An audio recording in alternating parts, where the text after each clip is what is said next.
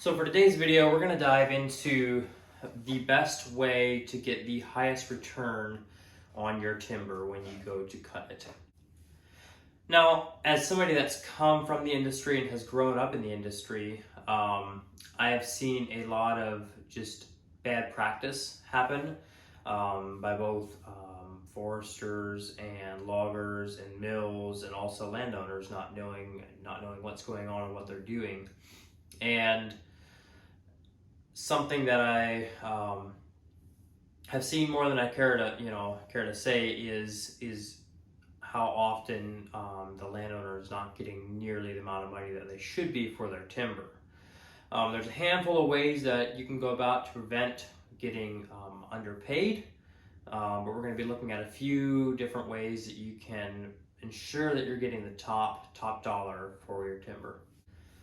So first off, you might actually not want to be getting top dollar for your timber. Let me explain. Something I've seen a lot of is a company will come in and not be real clear of what's getting cut or anything, but they give a great price. And the next company comes in and says, okay, well, we're going to be doing a 18-inch DBH, diameter breast height cut, and offer a substantially lower amount. And the landowner is often kind of confused by this, but will go with the obvious higher amount because of how much more it is.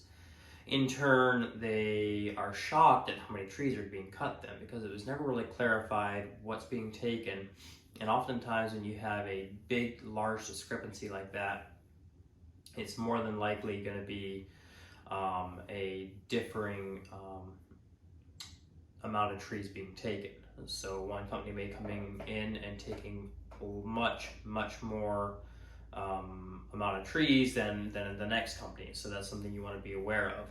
So you may not actually want to get top dollar. You might actually, depending what your goals are for the woods, you might actually be looking to get less, but in turn have a better management plan in place.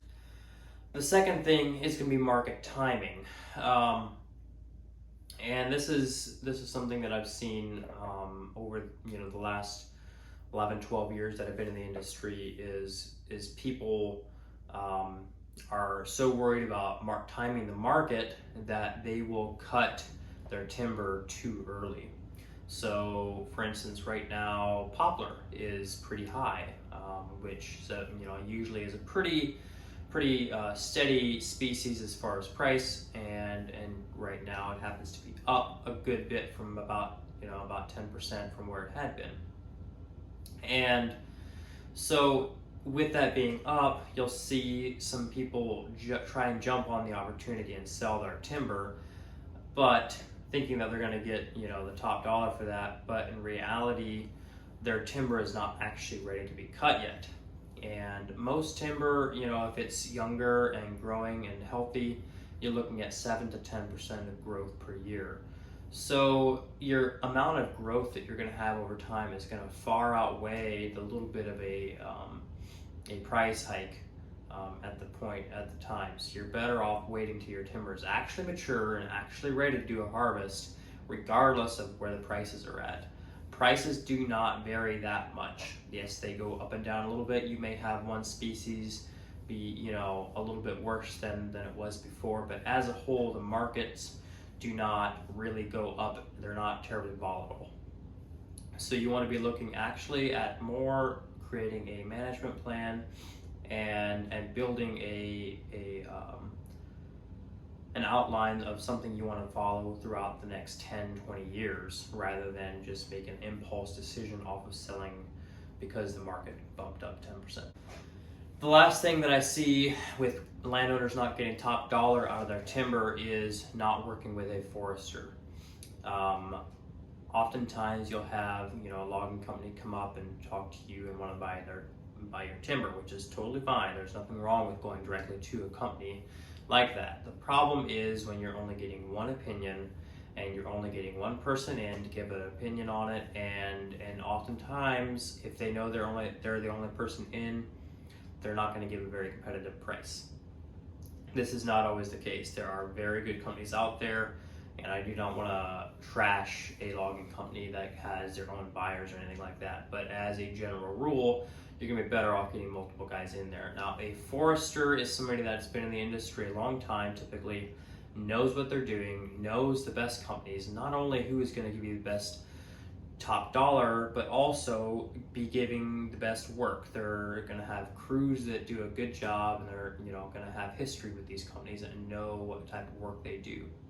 So a forester will come in, create a game plan on your property, create a long-term plan, not something that's only going to be beneficial in year 1 or year 2, but over the course of the next 10 years. It's not something you're going to regret. And then they'll get oftentimes anywhere from 4 to 8 different companies in and actually have them put bids in on this timber. I recently saw a piece that was sold on a bid like this, and the bids varied from $46,000 to $106,000, and that all comes down to which mill needs that specific type of timber at that time. Oftentimes, it's very uncommon that you'll see the same mill just every single time be top bidder. Oftentimes, it comes down to what type of orders that they need to fulfill and what type of timber they're looking for at the time will make a difference on what they are willing to pay for that. So it's worth their weight in gold to get a good forester that's actually going to give a game plan for you, help you manage, help you reach your goals, rather than go through and just take out as much timber as possible. They're going to, like I said, manage your timber over time, and they're going to ensure that you get top dollar.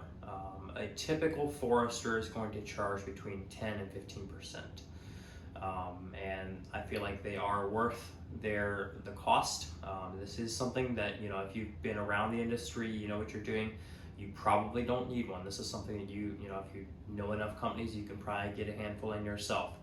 But it's never a poor judgment to get a different opinion on something like that.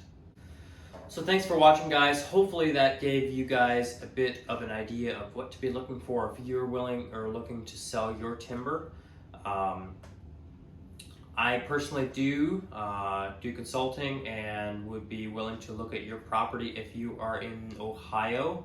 I do travel sometimes to parts of West Virginia, parts of Indiana, but typically stay in Ohio. So if you want to reach out to me, you can reach me down, and I'll have my email in the description box below, and you can reach out to me that way. Thanks for watching, guys. See you next time.